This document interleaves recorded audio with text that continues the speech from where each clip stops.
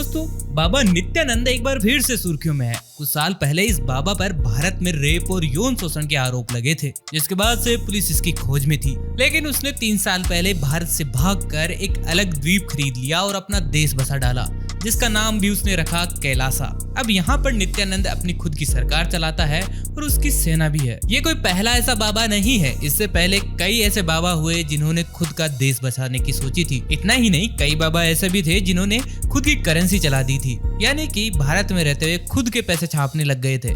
इन सब के बारे में बात करेंगे बाद में। सबसे पहले बात करते हैं नित्यानंद के बारे में। नित्यानंद भारत से चोरी छिपे सालों पहले भाग चुका था, लेकिन ये यौन शोषण का वांछित अपराधी एक बार फिर से सुर्खियों में तब आया जब हाल ही में जेनेवा में हुई यूएन की एक मीटिंग में विजयप्रिया नित्यानंद दिखाई दी, जिसे नित्यानंद ने अपने देश का तथाकथित रूप से स्थायी राजदूत बनाकर भेजा था। और यूएन में हुई इस मीटिंग में इन्होंने भारत पर जमकर आरोप लगाए कि नित्यानंद को भारत परेशान कर रहा है। हालांकि जब सोशल मीडिया पर ये क्लिप वायरल हो गई, तब यूएन ने खुद इससे पीछा छुड़ाते हुए कहा कि ये मात्र एक एनजीओ के तौर पर बैठक में भाग ले रहे थे और विजयप्रिया, जो कि स्थायी प्रतिनिधि थी, इनकी कोई भी बात सीरियसली नहीं ली जाएगी। आप सभी मीम लॉर्ड नित्यानंद को तो जानते ही होंगे। अब आखिरकार जानते हैं कि विजयप्रिया कौन है। दोस्तों, फर्राटेदार इंग्लिश बोलने वाली विजयप्रिया ने साल 2014 में कनाडा के मैनिटोबा यूनिवर्सिटी से माइक्रोबायोलॉजी सब्जेक्ट में ग्रेजुएशन किया था। वो अंग्रेजी, फ्रेंच, क्रियोल भाषाएं जानती है।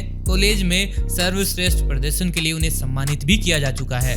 2013 और 14 में इंटरनेशनल ग्रेजुएशन स्टूडेंट स्कॉलरशिप भी मिली थी, वो भी भारत से। दोस्तों, हैरानी की बात यह है कि यौन शोषण के आरोपी बाबा नित्यानंद अपने देश कैलासा को असली हिंदू राष्ट्र कहता है। उसकी अपनी वेबसाइट है और दुनिया भर में उसके लाखों शिष्य भी हैं। इक्वाडोर के नजदीक मौजूद इस द्वीप की दूरी भारत से करीब 17,000 किलोमीटर है। वैसे तो कैलासा वेबसाइट का दावा है कि दुनिया में उसके देश के नागरिक करीब 2 करोड़ हैं, लेकिन यूएन में शामिल होने का दावा करने वाली विजयप्रिया नित्यानंद ने कहा है कि यहाँ की आबादी 20 लाख है। विजयप्रिया का दावा है कि 150 देशों में कैलासा के दूतावास है। खास बात यह है कि इस देश का अपना झंडा, संविधान, करेंसी, पासपोर्ट और राष्ट्रीय प्रतीक चिन्ह भी है। संस्कृत, अंग्रेजी और तमिल राजभाषा के तौर पर यहाँ मान्यता दी गई है। यहाँ हिंदू शास्त्रों और मनुस्मृति से कानून चलाए जाने का दावा किया जाता है। हालांकि अभी तक इस देश को किसी भी देश ने मान्यता नहीं दी है। देश तो छोड़िए, किसी संगठन तक ने इसे मान्यता नहीं दी है, लेकिन ये कहता है कि यूएन ने इसे मान्यता दे दी। और ये बात वो सिर्फ कहता है, सच नहीं है। वैसे दोस्तों, डेरा सच्चा सौदा के बाबा राम रहीम का नाम तो आपने जरूर सुना होगा।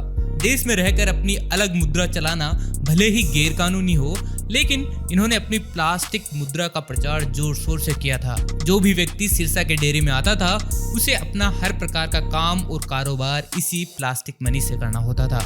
इनके डेरे में 5 star hotel, cinema, school, college था। इसी कारण डेरा सच्चा सौदा एमएसजी सिटी के नाम से अपना अलग शहर बनाना चाहता था, लेकिन कानून की गिरफ्त में आने के बाद से राम रहीम के कारनामों पर शिकंजा कसता गया। दोस्तों, मध्य प्रदेश में जन्मे रजनीश भारत में ज्ञान मिलने का दावा करते थे।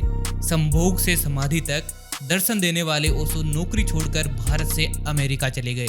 साल 1981 से 85 के बीच अमेरिकी प्रांत ओरिगोन में उन्होंने 65,000 एकड़ में आश्रम की स्थापना की। महंगी घड़ियां, रोल्स रॉयस कारें, डिजाइनर कपड़ों की वजह से वो हमेशा से चर्चा में रहे।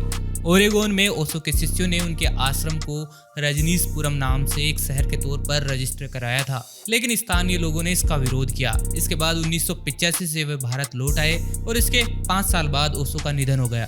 कई बाबाओं की तरह इनके कारनामे भी देश और दुनिया में चर्चा का विषय बने रहे। दोस्तों, इंसान से भगवान तक का रास्ता थोड़ा लंबा है। लोग इसे पाने के लिए किताबों का सहारा लेते हैं, लेकिन कुछ लोग ऐसे भी हैं जो इतनी लंबी मेहनत नहीं करना चाहते और इसी वजह से वो बाबाओं का सहारा लेते हैं। कुछ गुरु अच्छे होते हैं, लेकिन कई ऐसे होते हैं जो भगवान को अपने रास्ते से हटाकर खुद भगवान बन बैठते हैं। वैसे कमेंट करके हमें जरूर बताइए कि आपको क्या लगता है, भगवान को पाने का सबसे सही रास्ता क्या है। वीडियो कैसा लगा? अगर अच्छा लगा तो लाइक और शेयर करना ना भूलिए। चैनल को जरूर सब्सक्राइब कीजिए। दोस्तों, जल्दी मिलेंगे नई वीडियो के साथ, तब तक के लिए नमस्कार।